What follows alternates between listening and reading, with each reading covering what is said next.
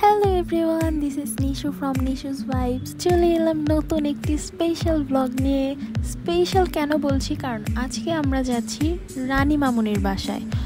So আম্মু, আমি এবং নাফি রেডি হয়ে চলে এলাম সামনের রুমে। এখন আমরা বের হয়ে যেটা আমাদের প্রথম কাজ সেটা হচ্ছে পেস্ট্রি শপে যাওয়া। যেহেতু মামুনির বার্থডে ছিল, তো আমি ডিসাইড করলাম মামুনির জন্য একটা বার্থডে কেক নেওয়া যাক। তো আমি এখানে নোট অ্যাড করছিলাম, যেই নোটটা আমি কেকের উপর লিখতে চাই। কেক নেওয়ার পর আমরা ফাইনালি চলে এসলাম মামুনির বাসায়। অ্যান্ড ঐশী জারিন আমাদেরকে রিসিভ করার জন্য নিচে দাঁড়িয়েছিল অনেকক্ষণ। অ্যান্ড এই তো ওরা। আসসালামু আলাইকুম।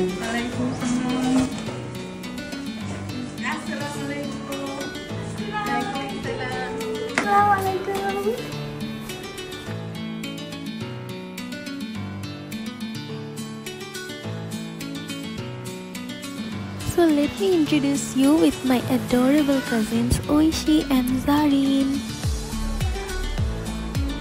So যেই প্রথমে আমরা দেখি নাস্তার টেবিলে নাস্তা হাজির, and এখানে বসে আছে guess what who? Yeah boy. No God please no no. তো নাস্তা শেষ করে আমরা সবাই গল্প করছিলাম। আর একটা কথা যেটা আমি বলতে ভুলেই গিয়েছিলাম, যে এখানে আজকে আমাদের সাথে ছিল আমাদের নানু। তো নানু আমাদের সবাইকে দেখছিল অ্যান্ড বলতেছিল যে আমরা দেখতে দেখতে কত বড় হয়ে গেছি। আমি সবাইকে আমার পক্ষ থেকে ছোট্ট কিছু গিফট দিচ্ছিলাম। Thank you.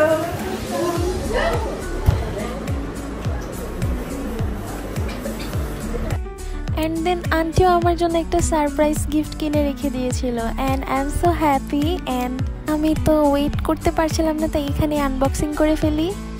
And guess what, it's a beautiful organza black সিকোয়েন্সের শাড়ি ছিল। দেন আমি মামুনিকে ইনসিস্ট করি যাতে উনি ওনার গিফটটা খুলে দেখে।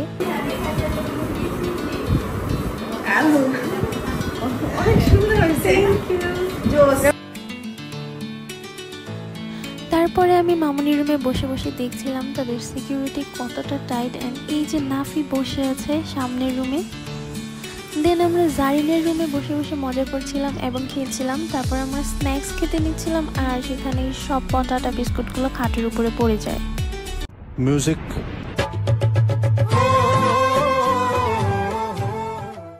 তো তারপরে লাঞ্চের টাইম হয়ে গেল এবং আমরা সবাই লাঞ্চ করতে চলে আসলাম। আজকের লাঞ্চে ছিল অনেক yummy yummy items.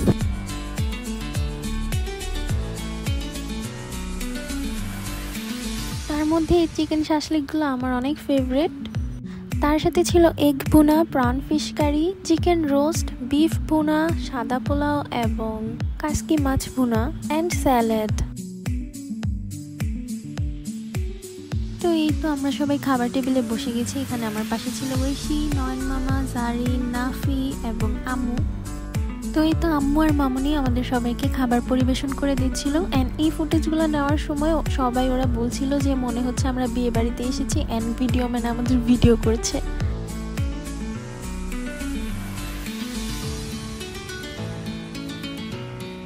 Birthday to you, happy birthday.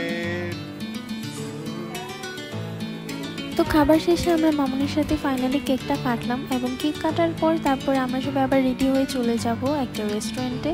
তো ঐশী জারিন আমাদেরকে যেখানে নিয়ে গেল, দ্য রেস্টুরেন্ট কল্ড লাভিস্তা। তো দেখতে দেখতে আমরা সবাই লাভিস্তাতে চলে এলাম। সো দেখা যাক ওদের ইন্টেরিয়র কেমন। এবং আমি ওদের কাছ থেকে শুনছিলাম যে এটা মূলত একটা রুফটপ রেস্টুরেন্ট। তো আমরা আগে থেকে চিন্তা করছিলাম যে আমরা আউটডোরে বসবো নাকি ইনডোরে বসবো। তো যেই আমরা ফার্স্টে আউটডোরটা দেখছিলাম, কারণ সন্ধ্যা হয়ে যাবে তাই সানলাইট অত একটা পাওয়া যাবে কিনা। বাট আউটডোরটা বেশ ভালোই ছিল।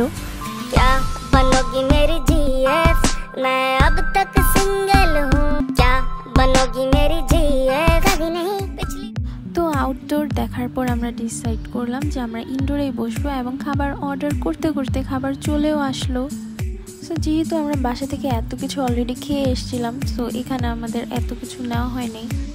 অ্যান্ড এই তো এখানে আমরা ফুড এনজয় করছিলাম। অ্যান্ড এখানে আমার পাশে ছিল ঐশী অ্যান্ড জারিন, নাফি, নয়ন মামা অ্যান্ড আম্মু।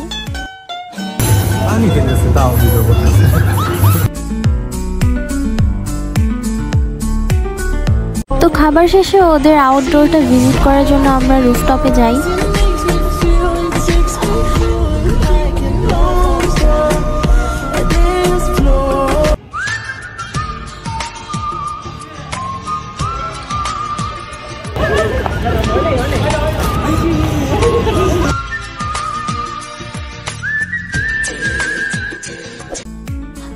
এভাবেই দেখতে দেখতে সন্ধ্যা হয়ে গেল। এখন আমরা আবার চলে যাব মামুনির বাসায়।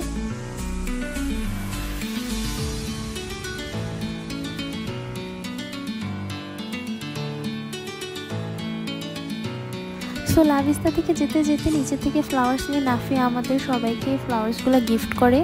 তারপরে আমরা নানুর কাছ থেকে বিদায় নিয়ে এখন চলে যাচ্ছি আমাদের বাসায়। দেখা হবে অন্য কোনো ব্লগে।